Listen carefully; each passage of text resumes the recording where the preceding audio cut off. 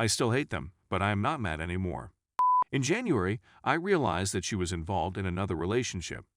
She was also communicating with 2 other men through email, but she had not yet met with them. A few nights later, she broke down and expressed her dissatisfaction with her living situation with us, myself and my 2 children, and expressed her want to leave. Her AP provided her with the option to relocate. As a result, she abandoned me and the children. At this point, I despise him for his acts. He is also still married, and my STBXW lives with him, his wife, and their 2 children in the same house as them. It tore my heart out and caused severe suffering for a long period of time after that. But now I'm just plain disappointed in myself. He has promised to divorce her and marry my STBXW as soon as possible. Because of false claims made to her about me being violent, which preys on a past trauma his wife had. His wife seems to be completely unaware of this and is allowing my STBXW to stay in place. There have been a slew of different explanations on why the affair transpired. From my prescriptions to the fact that I do not find her attractive, everything leads her to assume that I do not find her attractive. If I had really cared, I would have sought for proof and refused to give her the alone time she said she needed. But I did not, and now I'm simply not bothered. Each and every day she demonstrates to me and the kids that she cannot be trusted, and that her only concern is for herself and her own interests. She still wants to talk to me at night after her AP has gone to bed, but is unable to do so because of his wife's restrictions, and she continues to make advances toward me. However, I have nothing but scorn for her at this point. She wants to tell me about her day, and I realize that I don't care and that it's dull to hear about her day. I don't respect her point of view on any of the issues she raises. Children's music is the only kind of music that I actually like listening to these days. She is also avoiding all of her friends and refuses to share any information with them, which has resulted in them contacting me. Almost every change I make to my home annoys her, which is a lot. The fact that she no longer lives in the house is something I have to inform her, and when I remind her of this fact, she claims she felt compelled to leave and doesn't understand why we couldn't just go on as if nothing had occurred because everything had been fine for months. I'm not sure where it's going to take me. I loathe them, but I'm too exhausted to be enraged or care about much of what she's saying at the moment. I'm completely at a loss on what to do next. Edit. Thank you to everyone for their ideas and words of wisdom. I'm striving to accomplish many of the things that have been suggested, and there are some portions that I'm unable to address. I've been consulting with lawyers, but I'm only able to go so far at this point. I'm taking massive amounts of notes. Children are getting care and I am receiving assistance, and will begin counseling shortly, as many of you have suggested. Story 2. My 24 male girlfriend, 21 female, is convinced I'm cheating on her even though I didn't and we kinda broke up. My boyfriend and I have been dating for little under 1 month. This is my first experience in a committed relationship. She's the first girl I've ever kissed, and despite the fact that we've only been together for a short period of time, we've grown to be really close. She means the world to me, and I'm thankful to have found her in the first place. Because we're currently in different areas owing to school and employment, we video chat. Yesterday, when we were video chatting, she asked me to share my screen with her so she could see what I've been working on. I obliged. As soon as I begin screen sharing, a notification shows on the screen with a message from a buddy in it, a female friend. I worry and hang up the phone as soon as I hear the news. My mistake. And I was concerned since it would be embarrassing if I were to engage in conversation with a female companion. Although we were talking about romance, the topic of conversation was completely unrelated to it. I'll be relocating to another city for work in the near future, and she's a friend who works in the region, so I asked her for recommendations on safer neighborhoods to live in. Following that chat, I told her about an interaction I had with homeless people in San Francisco and inquired about the results of her laboratory testing.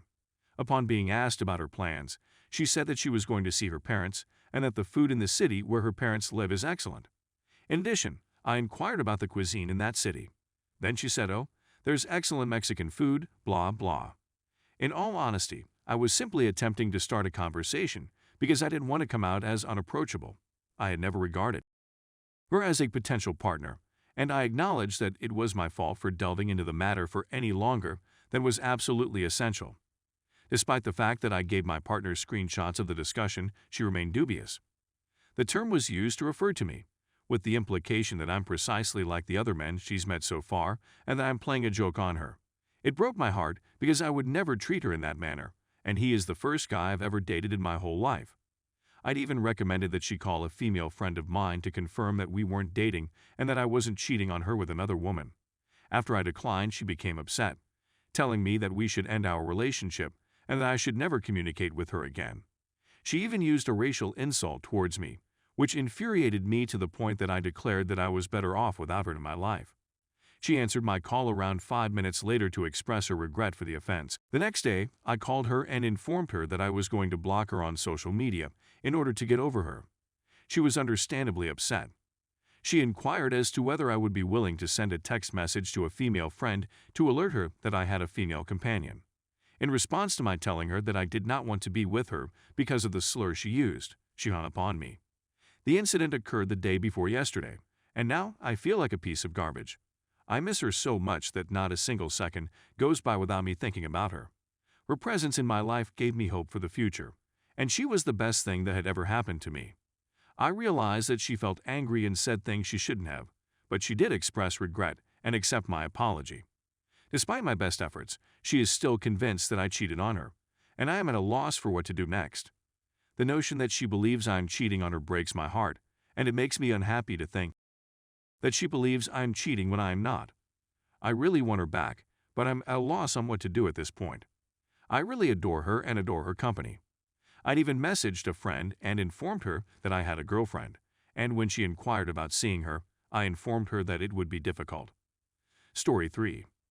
A 24 female found out that my fiancé, 35 male, slept with his ex-girlfriend early in our relationship and was still in love with her until we got engaged.